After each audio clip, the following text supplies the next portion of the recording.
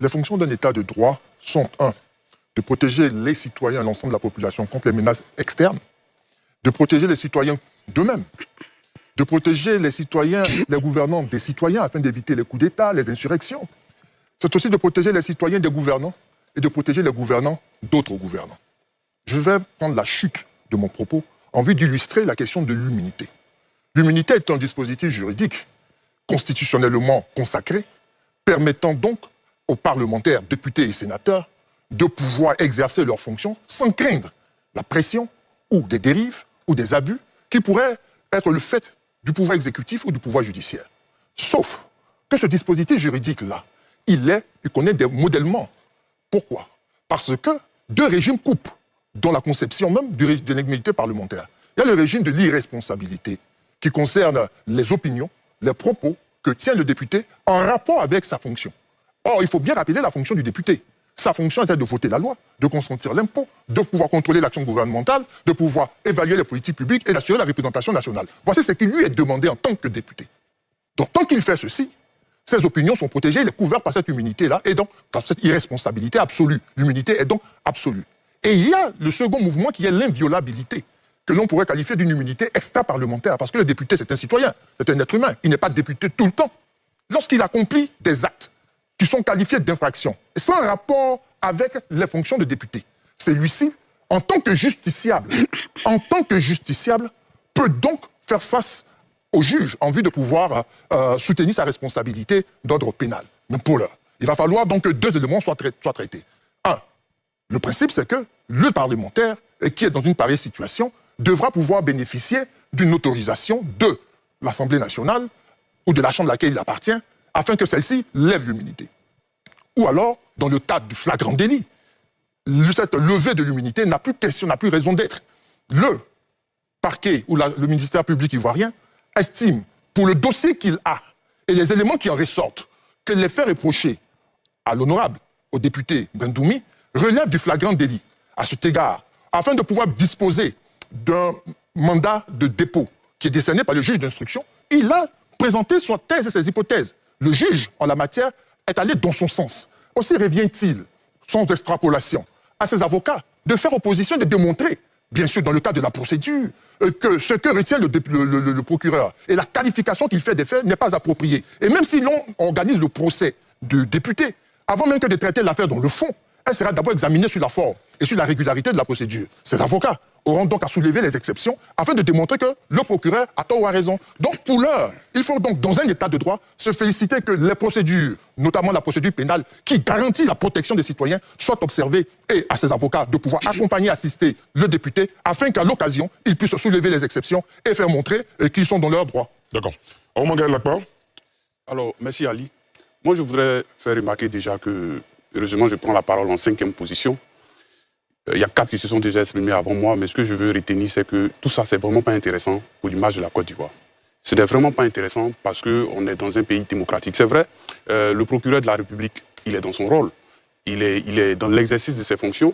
D'un autre côté, l'avocat de Bredoumi, il est dans son rôle. Mais je note relativement au nombre de chefs d'accusation que finalement, on a presque l'habitude de voir ce nombre de chefs d'accusation. 18 chefs d'accusation, mais je dis que c'est un chapelet de chefs d'accusation. D'autant plus que cela ne dit pas forcément que l'honorable est coupable. C'est lorsqu'il y aura un procès qu'on pourra... Et puis, de toute façon, je pense que l'avocat, comment il s'appelle, Maître Blessy, aura l'occasion de pouvoir faire tomber certains chefs d'accusation. Donc, peut-être à la fin, on verra qu'un certain nombre vraiment bien établi puisse tomber et puis que d'autres soient pris en compte. Vu ce qu'on entend, quand on entend terrorisme, acte de xénophobie, moi, je pense qu'on a suivi un peu quand même les déclarations de Maître Blessy. Et je ne suis pas dans la position de l'avocat ou bien du juge. Ce sont des questions juridiques qui ne sont pas dans lesquelles on n'est pas tellement à l'aise d'y entrer. Mais je pense que la justice va faire son travail. Mais je note que ce n'est pas intéressant pour l'image de la Côte d'Ivoire. Parce qu'il faut remarquer que depuis un certain temps, dans les années 90, essayez de vous projeter un peu, de repartir un peu dans les années 90 et revenir dans ces 10 dernières années en Côte d'Ivoire, on se rend compte que l'image du député est en train d'être désacralisée. L'image du député est en train d'être dévalorisée. À mon sens, ce qui se passe là, du moment où il n'y a pas encore eu de jugement, et que tout ce qu'on a dit, il y a la présomption d'innocence, on est dans un état de droit où carrément l'honorable Bredoumi, il était dehors il était hors du pays depuis au moins 6 ou 7 mois, il aurait pu y rester. Du moment où il est venu, moi je pense qu'on pourrait par exemple le mettre par exemple en résidence surveillée. C'est quelque chose qui peut se faire. Le prendre comme ça, le mettre en prison, je pense que c'est pas tellement intéressant. Je vais venir aussi sur la position des députés.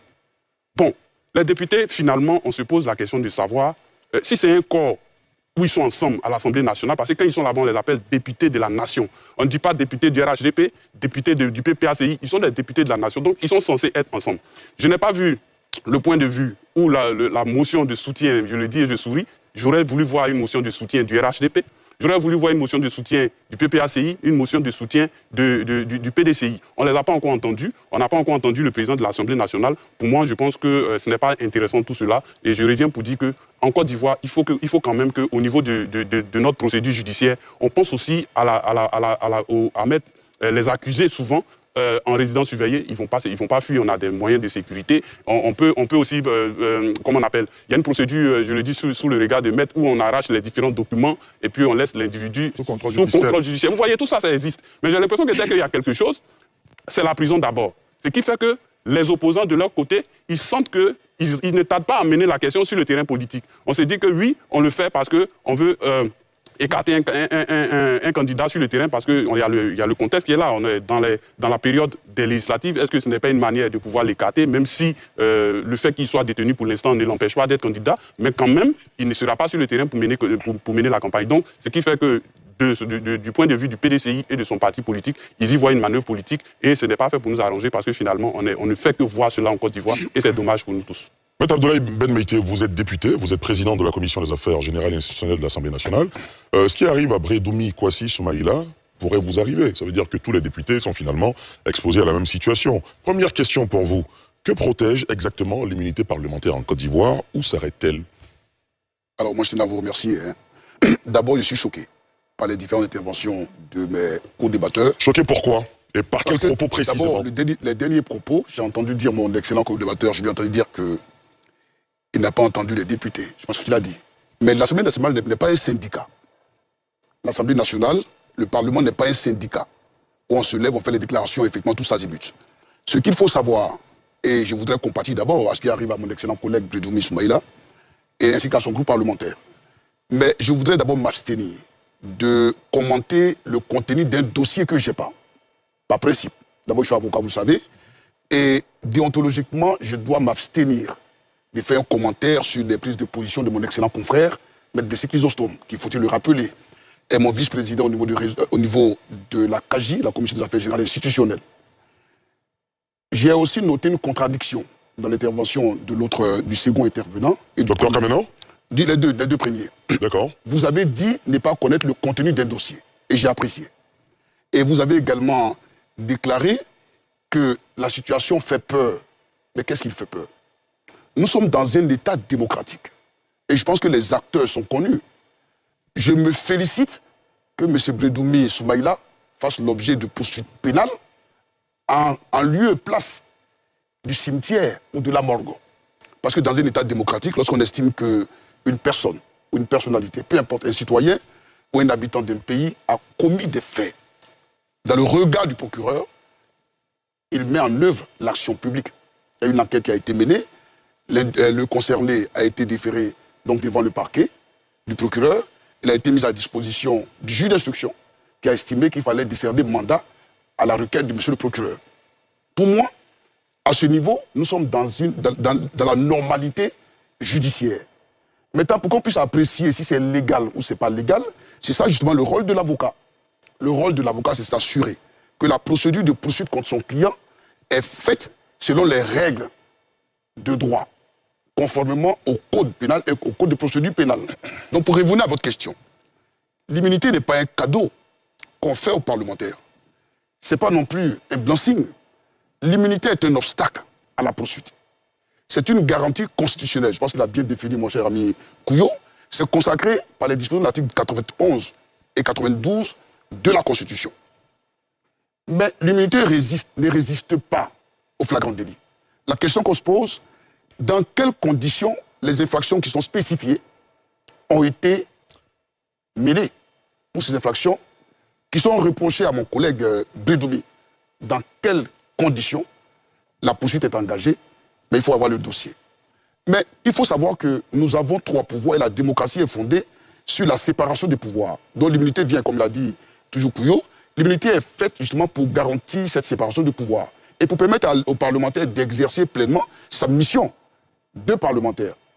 Au total, je compatis à la situation de M. Brédoumi, je garde confiance à la justice de Côte d'Ivoire et je pense que tout le monde, tous ceux qui sont des observateurs doivent parler, commenter avec un peu de réserve lorsqu'on ne connaît pas le contenu d'un dossier, puisque vous ne savez même pas les conditions dans lesquelles ces infractions qui sont poursuivies, ces infractions. Quelles sont ces infractions? Vous l'avez dit, vous avez listé 10 chefs de poursuite, mais on ne sait pas dans quelles conditions, parce que le procureur a parlé de flagrant délit. Si l'avocat de M. Brédoumi estime que les conditions du délit flagrant ne sont pas réunies, il lui appartient d'exercer les voies de droit pour dénoncer effectivement les conditions du placement sous mandat de dépôt. Et je pense que nous avons des institutions judiciaires. Le juge d'instruction, il y a une institution au-dessus du juge d'instruction, qui est la chambre d'instruction, qui garantit la liberté. Et je pense que mon excellent confrère et non moins collègue, maître de Sécurité Chrysostome, le sait peut-être même mieux que moi, mais peut-être mieux que vous. Il faut avoir confiance en la justice, il faut qu'on fasse confiance à la Côte d'Ivoire. Et ça aussi, être citoyen. Très bien. Roger Youan, est-ce que la classe politique, selon vous, doit repenser sa relation à l'immunité parlementaire? Vous qui aspirez, par exemple, à devenir député. Ali, avant d'y arriver, je ne sais pas, mais ça devient une habitude. Quand nous écoutons parfois nos concitoyens du RHDP et certains de leurs soutiens, il y a un vocabulaire qui revient. Nous sommes dans un état de droit.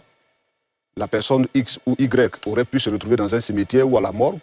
Je crois que c'est un vocabulaire mortuaire qu'il faut éviter. Ce pays a assez souffert. Et je crois que nous, les politiques, nous devons faire l'effort de construire l'apaisement en Côte d'Ivoire. Aujourd'hui, c'est Brédoumi Soumaïla qui est touché. Moi, j'ai coutume de dire, une injustice, quand elle est constatée, on la dénonce et on la combat. Parce qu'on peut se dire aujourd'hui, elle ne nous touche pas. Mais tôt ou tard, on finit inévitablement par être une grosse victime. Ça peut être directement, ça peut être indirectement. Dans ce pays, nous avons entendu des parlementaires, et non des moindres, dire des choses très graves. Ici, je prends un cas précis. Mariam Traoré, elle est députée de la nation. Elle est membre du RHDP. Elle a proféré des injures publiques. Même si la concernée n'a pas déposé plainte contre elle, le procureur de la République aurait pu l'interpeller pour flagrant délit d'injure publique. Ça n'a pas été le cas.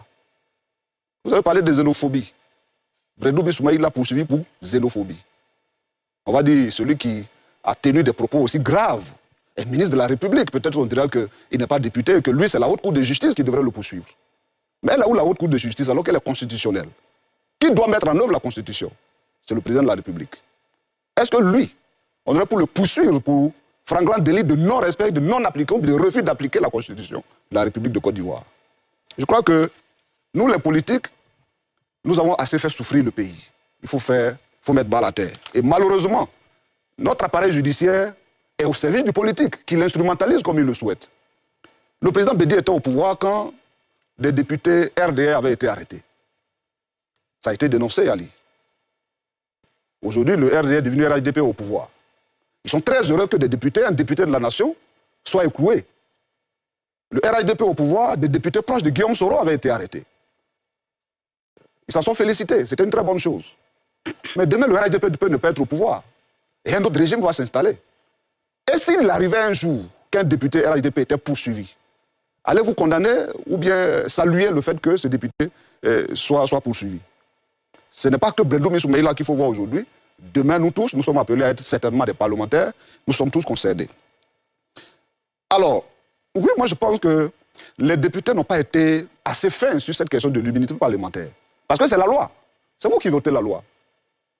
Si vous avez estimé, peut-être que certains ne l'ont pas lu, comme ils en ont l'habitude, hein, on vote les textes maintenant au Parlement sans forcément les lire. Donc ils n'ont pas décelé les failles qu'il y a sur cette question précise de l'immunité parlementaire.